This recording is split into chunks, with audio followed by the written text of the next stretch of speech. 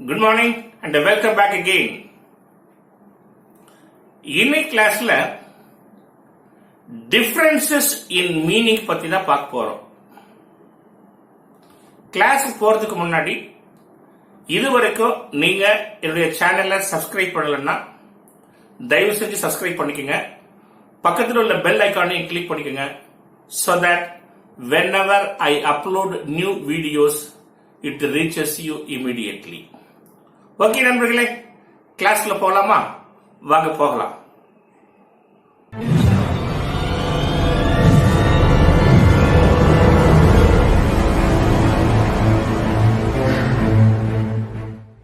இன்னைக்கு கிளாஸ்ல நம்ம டிஃபரன்சஸ் இன் மீனிங் பத்தி பார்க்க போறோம். அதாவது ரெண்டு வார்த்தை கொடுத்து அந்த ரெண்டு வார்த்தைக்கும் மீனிங்ல என்ன வேறுபாடு இருக்குது அப்படிங்கறத பத்தி தான் இன்னைக்கு டீடைலா பார்க்க போறோம். ஃபர்ஸ்ட் நம்ம பார்க்க போற வேர்ட் என்னன்னு கேட்டீங்கன்னா ஹவுஸ் அண்ட் ஹோம். அதாவது what is the difference between house and home? ஹவுஸுக்கும் ஹோமுக்கும் என்ன வேறுபாடு, என்ன வித்தியாசம்? நார்மலா பாத்தீங்கன்னா தமிழ்ல ஹவுஸ்னாலும் வீடுன்னு சொல்லுவோம், ஹோம்னாலும் வீடுன்னு தான் சொல்லுவோம். ஆனாங்க ரெண்டுக்கும் வித்தியாசம் இருக்குது. என்ன வித்தியாசம் அப்படின்னு சொன்னா, இப்போ ஒரு வீடு கட்டியாச்சு, புது வீடு ரெடியா இருக்குது. அது பழைய வீடா இருக்கலாம். ஒரு வீடு ரெடியா இருக்குது, ஆனா அந்த வீட்டுல யாரும் குடித்தனம் இல்லை, பில்டிங் மட்டும்தான் இருக்குது. அந்த பில்டிங்கை பத்தி பேசும்போது தான் நம்ம என்ன சொல்றோம், ஹவுஸ் வீடு அப்படின்னு சொல்றோம்.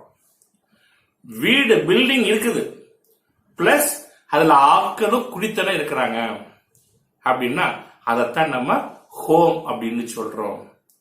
சோ பில்டிங் மட்டும் இருக்குது வித்தவுட் பர்சன்ஸ்னா house, building with families or with persons அப்படின்னா ஹோம். என்ன நண்பர்களே, டிஃபரன்ஸ் புரியுதுங்களா? ரெண்டாவது வேர்ட் நம்ம பார்க்க போறது the difference between bachelor and unmarried. பேச்சுலருக்கும் அன்மேரிடுக்கும் உள்ள வித்தியாசம் என்ன? இப்போ ஒருத்தர் இருக்காருங்க, அவரு என் வாழ்க்கையில நான் இன்னைக்குமே கல்யாணம் பண்ணிக்கலப்பா, என்னை விட்டுருங்கப்பா, நான் சன்னியாசியாவே எடுத்துட்டு போறேன் அப்படின்னு சொல்றாரு. அவரும் வாழ்க்கையில கடைசி வரைக்கும் கல்யாணமே பண்ணிக்கலன்னு வச்சுக்கோங்களேன்.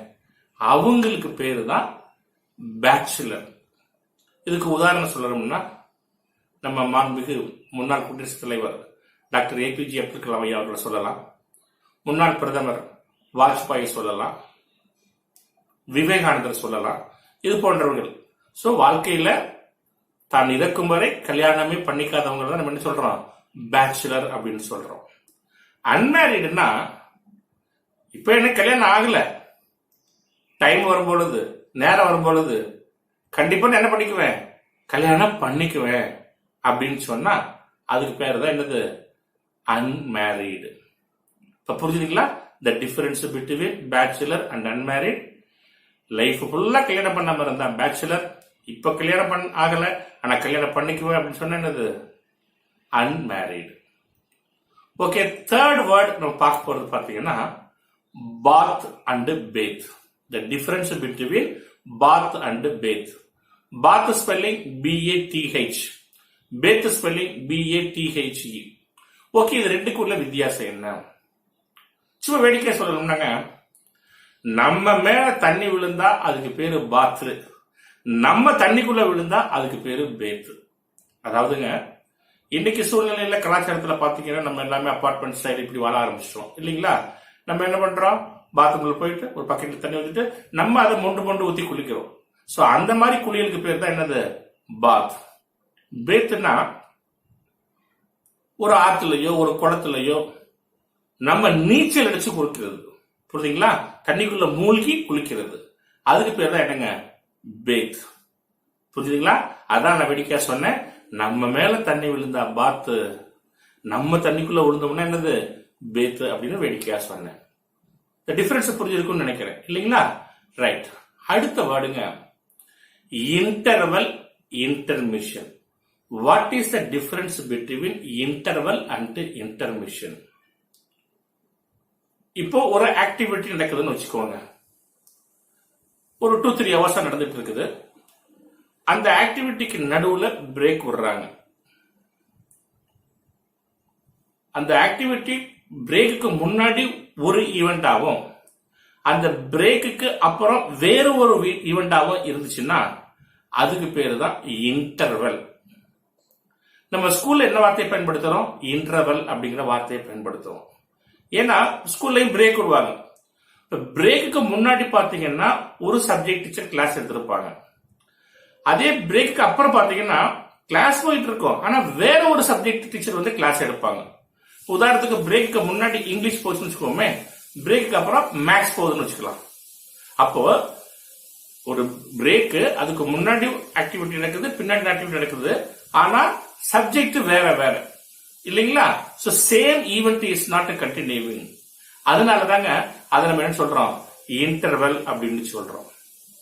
இப்ப இன்டர்மிஷன் எடுத்துக்கோமே, ஒரு ஆக்டிவிட்டி நடக்குது, இடையில பிரேக் வருது, முன்னாடியும் அதே ஈவெண்ட் தான், பின்னாடியும் அதே கண்டினியூஷன் தான் நடக்குதுன்னு வச்சுக்கோமே, அதுக்கு பேரு தான் இன்டர்மிஷன். உதாரணத்துக்கு தியேட்டர்ஸ் எடுத்துக்குவோம். தியேட்டர்ல நம்ம இன்டர்மிஷன் அப்படின்னு சொல்றோம்.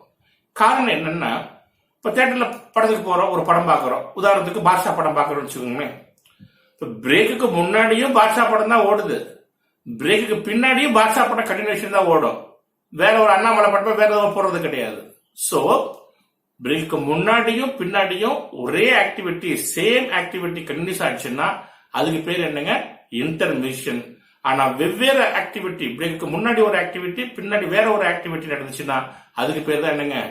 இன்டர்வல். ஓகே, உங்களுக்கு தெளிவா புரிஞ்சிருக்கும் நம்புறேன்.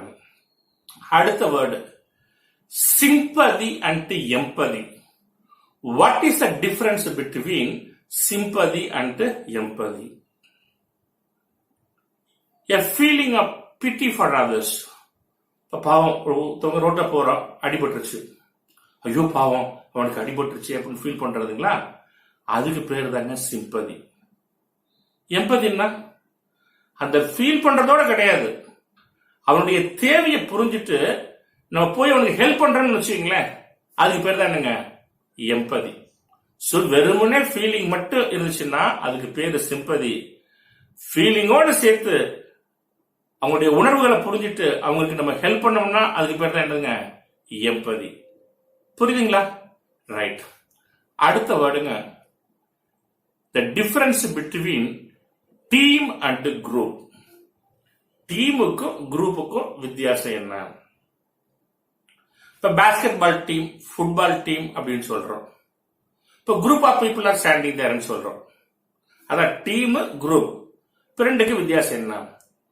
டீம் அப்படின்னு சொல்லும் பொழுதுங்க, இப்ப உதாரணத்துக்கு ஒரு கேம் எடுத்துக்கோமே, இப்ப கிரிக்கெட் எடுத்துக்கலாமே, ஒரு 5 பேரோ 7 பேரோ ஒரு படம் இருக்கிறான்னு வச்சுங்களேன், அந்த 5 பேருடைய எய்ம் என்னவா இருக்குது? ஒரே மாதிரி தான் இருக்குது. அதாவது கண்டிப்பா நம்ம இந்த மேட்ச்ல ஜெயிக்கணும். ஜெயிக்கிறது தோக்கிறது டிஃபரெண்ட் ஃபைனலா, ஆனா அவங்களுடைய மோட்டிவேஷன் என்னவா இருக்குது? அவருடைய திங்கிங் என்னவா இருக்குது? நம்ம கண்டிப்பா இந்த கேம்ல ஜெயிச்சாகணும் அப்படின்னு அந்த விளையாடக்கூடிய அத்தனை பேருடைய எண்ணமும் ஒரே குறிக்கோளோட இருக்குது. அந்த ஒரே குறிக்கோளோட இருந்துச்சுன்னா அதுக்கு பேர் தாங்க டீம். ரோட்ல போயிட்டு இருக்கிறோம், மொத்தமா குரூப் ஆஃப் பீப்புள் போயிட்டு இருக்கிறாங்க. அப்படி போயிட்டு இருக்கிற எல்லாத்துக்குமே ஒரே எய்ம், ஒரே கோல் கிடையாது. ஒவ்வொருத்தருக்கும் டிஃபரெண்ட் கோல், டிஃபரெண்ட் எய்ம் இருக்கும் இல்லைங்களா? சோ அதான் வெறுமனே கூட்டம், ஆனா அவங்க ஏன் கூட்டிக்கிறாங்கிறது ஒவ்வொருத்தருக்கும் வித்தியாசமான கருத்துக்கள் இருக்கும், வேறுபாடு இருக்கும். சோ வேறுபாடு இருந்தும் கும்பலா இருந்தா, ஒரே ஒற்றுமையான கருத்து இல்லைன்னா அவங்களுக்கு பேர் என்னங்க? குரூப். அதே குரூப் ஆஃப் பீப்புள் ஒரே கோல், ஒரே எய்ம் அதோட இருக்கிறாங்கன்னா அதுக்கு பேர் தான் என்னங்க? Team. So that's a difference between team and group. அடுத்ததுங்க, the next difference is about wisdom and knowledge. Now what is the difference between wisdom and knowledge? இப்ப ஸ்கூல்ல போய் என்ன கத்துக்கிறோம்? விஸ்டமா நாலேஜா? ரெண்டுமே வா. Right. Now what is knowledge? Knowledge is nothing but newly knowing something. புதுசா ஒரு விஷயத்தை கத்துக்கிறோம் பாத்தீங்களா, அதுக்கு பேர் தாங்க நாலேஜ். அப்புறம் விஸ்டம் என்ன சார்? அந்த கத்துக்கிட்ட நாலேஜ எப்போ எங்க ப்ராப்பரா பயன்படுத்தணும்னு சொல்லி அந்த ப்ராப்பரான இடத்துல பயன்படுத்தணும் இல்லைங்களா, அதுக்கு பேர் தான் என்னங்க, விஸ்டம். ஒரு சின்ன எக்ஸாம்பிள் வேணா சொல்றேனே. இப்ப நம்மளுக்கு சிரிக்கவும் தெரியும், அழுகவும் தெரியும். இப்ப இதுக்கு பேர் வந்து நாலேஜ். இப்ப விஸ்டம் என்ன? இப்ப உதாரணத்துக்கு ஒரு கல்யாண வீட்டுக்கு போறோம். அங்க போயிட்டு அப்படின்னு அழுக ஆரம்பிச்சிருவோமா? இல்ல. அங்க போன கல்யாண வீட்டுல போனா சந்தோஷமான இடம். அங்க சந்தோஷமா என்ன பண்ணுவோம், சிரிச்சு பேசி ஹாப்பியா இருப்போம். அதே ஒரு டெத் வீட்டுக்கு போறோம்னு வச்சுக்கோங்களேன், அந்த டெத் வீட்டுல போயிட்டு அப்படின்னு சிரிக்கிறோமா? இல்ல. அங்க போனா we feel sad. ரொம்ப அமைதியா பொறுமையா இருக்கிறோம் இல்லைங்களா? இப்ப நல்லா கவனிங்க, நமக்கு அழுகவும் தெரியுது, சிரிக்கவும் தெரியுது. அப்போ எந்த இடத்துக்கு போனா நம்ம அழுகணும், எந்த இடத்துக்கு போனா நம்ம சிரிக்கணும்னு நமக்கு தோணுது தெரியுது பாத்தீங்களா, அதை பயன்படுத்தணும் பாத்தீங்களா, அதுக்கு பேர் தான் என்னங்க, விஸ்டம். புரியுதுங்களா? ஓகே, அடுத்து நான் பார்க்க போற word the difference between listen and listen to. listen கவனிக்கிறது, காதுல வந்து தானா விழுவும், அது எது வேணாலும் இருக்கலாம். அதுக்கு பிறகு என்னது, லிசன், ஜஸ்ட் ஹியரிங், அதாவது லிசன். லிசன் டு அப்படின்னு சொன்னா கூர்மையாக கவனித்தல். அவங்க என்ன சொல்றாங்க அப்படிங்கறது ஆர்வத்தோட கூர்மையா கவனிக்கிற பாத்தீங்களா, அதுக்கு பேர் தான் லிசன் டு. இப்போ ஸ்கூல்ல whether we should listen or listen to, we should listen to. சும்மா காதுல கேட்டு உட்கார்ந்து கூடாது, என்ன பண்ணணும், கவனிக்கணும். வாத்தியார் என்ன சொல்லி கொடுக்கிறாரு அப்படிங்கறத கவனிக்கணும். கவனிக்கிறது, அதை கவனிக்கிறது listen to. So this is what is the difference between listen and listen to. ஓகேங்களா? அடுத்து நம்ம பார்க்க போறது alone and lonely. இப்ப I am alone at home அப்படின்னு சொல்லுவோம். I feel loneliness அப்படின்னு சொல்லுவோம். இப்ப எலோனுக்கும் லோன்லிக்கும் என்ன வித்தியாசம்? இப்ப நான் இருக்க வீட்டுல வேற யாருமே வீட்டுல கிடையாது, நான் மட்டும்தான் என் வீட்டுல இருக்கிறேன். I am the single person who is sitting at home. இது எந்த இடமா இருக்கலாம், வேற யாருமே என் கூட கிடையாதுன்னு வச்சுங்களேன், அதுக்கு பேர் தான் என்னங்க, எலோன். நான் இருக்கேன், என் கூட 1000 பேர் பக்கத்துல கூட இருப்பாங்க, ஆனா அவங்க இருந்தும் எனக்குன்னு அன்பு காட்டுறதுக்கு, பாசம் காட்டுறதுக்கு, ஆதரவு சொல்றதுக்கு யாருமே இல்லை அப்படின்னு சொல்றத ஃபீல் பண்ணுவோம். அதுக்குதான் என்னதுங்க, லோன்லினஸ். நிறைய பேர் இருந்தும் யாரும் நமக்கு இல்லைன்னு நினைச்சோம்னா அதுக்கு பேரு லோன்லினஸ். நம்ம மட்டும் தனியா ஒரு இடத்துல இருக்கிறோம் அப்படின்னா அதுக்கு பேர் என்னது, எலோன். புரியுதுங்களா? That's the difference between alone and lonely. அடுத்து, what is the difference between on time and in time? இப்ப I was on time to office or I was in time to office. இப்போ on timeக்கும் in timeக்கும் உள்ள வித்தியாசம் என்ன? உதாரணத்துக்கு 10 o'clock office ஆரம்பிக்குதுன்னு வச்சுக்கோங்களேன், நீங்களும் சரியான நேரத்துல கரெக்டா அந்த 10 மணிக்கு ஆபீஸ்க்குள்ள வந்துட்டீங்க அப்படின்னு சொன்னா I was on time to office அப்படின்னு சொல்லணும். இப்போ ஆபீஸ் 10 o'clock தாங்க, ஆனா அதுக்கு முன்னாடியே, ஃபார் எக்ஸாம்பிள் 9:30க்கோ 9க்கோ இல்ல 9:45க்கோ அந்த குறிப்பிட்ட டைமுக்கு முன்னாடியே நீங்க ஆபீஸ்க்கு போயிட்டீங்க அப்படின்னு சொன்னா I was in time to office. புரியுதுங்களா? சரியான நேரத்துக்கு போனா ஆன் டைம், அந்த குறிப்பிட்ட நேரத்துக்கு முன்னாடியே போயிட்டு அதுக்கு பேர் என்னங்க, in time. That's the difference between on time and in time. The next difference is about pain and ache. Pain and ache. Now pain என்ன அப்படி பாத்தீங்கன்னா, having too much pain, அதிகமா வலிச்சதுன்னு வச்சுக்கீங்களேன். இப்போ உடம்புக்குள்ள ஏதோ ஒரு ஆக்சிடென்ட் ஆயிடுச்சு, இல்ல ஏதோ ஒரு ப்ராப்ளம், பயங்கரமா ஒரு புண்ணு இருக்குது, ஏதோ ஒண்ணு பயங்கரமா வலித்த வலி, தலைவலி, எதை வேணாலும் வச்சுக்கலாங்க. அதிகமா வலி இருந்துச்சுன்னா அதுக்கு பேர் என்னங்க, பெயின். அதுவே ஏக்குன்னா அவ்வளவு வலி கிடையாது, தாங்கக்கூடிய வலிதான், பட் விச் லாஸ் கண்டினியூஸ்லி. தாங்கக்கூடிய வலி நீண்ட நேரத்துக்கு இருக்குதுன்னு வச்சுக்கோங்களேன், bearable pain only, no problem, I can manage. அப்படின்னா என்னதுங்க? ஏக். ஐயோ என்னால இந்த வலியை தாங்கவே முடியல அப்படின்னு சொல்ற அதுக்கு பேர் என்னங்க? Pain. I suppose you have understood the difference between pain and ache. புரியுதுங்களா? அடுத்தது, ஓஷனுக்கும் சீக்கு என்ன வித்தியாசம்? ஓஷன் அப்படின்னா பெருங்கடலுங்க, சி அப்படின்னா சின்ன கடல். ஓகேங்களா? Small in size. That's the difference between these two. The last word in a class. What is the difference between before and in front of? தமிழ்ல பிஃபோர்னால முன்னாடி தான், இன் ஃப்ரண்ட் ஆஃப்னால முன்னாடி தான். இப்ப எப்ப பிஃபோர்ங்கிற வார்த்தையை பயன்படுத்தணும், எப்ப இன் ஃப்ரண்ட் ஆஃப் அப்படிங்கிற வார்த்தையை பயன்படுத்தணும்? Before is used in front of time.